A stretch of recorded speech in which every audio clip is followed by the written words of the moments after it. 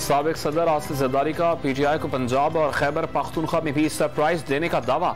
निजी टीवी को इंटरव्यू में कहा, तहरीक अदम एतमाद पंजाब के साथ खैबर पख्तूनख्वा में भी आएगी। बास दोस्त गुमराह हैं, उन्हें वापस लाना है। 2 दिन इल्तवा के बाद वज़ीर आला पंजाब परवेज़ इलाही की चेयरमैन तहरीक इंसाफ इमरान खान से मुख्तसर मुलाकात। पंजाब असम्बली तोड़ने से मुताल्लिक हिकमत अमली ज़ेर गौर रही। लॉन्ग मार्च में नाकामी पर इमरान खान ने असम्बलियां तोड़ने का शोशा छोड़ा। अगर फैसला कर लिया है तो 20 दिसंबर का इंतजार क्यों कर रहे हैं? वज़ीर दाखिला राना सनाउल्लाह का सवाल। कहा, सिस्टम से बाहर आना है तो सेनेट, आजाद कश्मीर और गिलगित बल्तिस्तान असम्बलियों से भी बाहर आ जाएं, सदर से इस्तीफा भी दिलवाएं। इमरान खान असम्बलियां तोड़ने में देर क्यों कर रहे हैं? उन्होंने अरबों रुपए जलसों और धरनों पर लगा दिए, मईशत और इदारों को तबाह किया। वक्त आ गया है कि अवाम उन्हें बाहर निकालकर मुख्तलिफ क़यादत मुंतखब करे। वज़ीर आज़म के मुशीर बराए सियासी उमूर इंजीनियर अमीर मकाम का बोनेर ने इज्तिमा से खिताब। गवर्नर खैबर पख्तूनख्वा का तहरीक इंसाफ को असम्बलियों में आकर इंतखाबात के लिए इस्लाहात करने का मशवरा।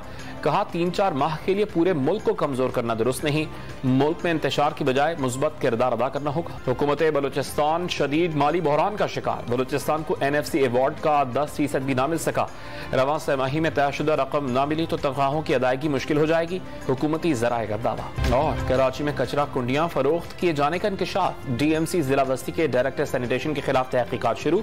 अफसर पर करप्शन और भत्ताखोरी के भी इल्जामात।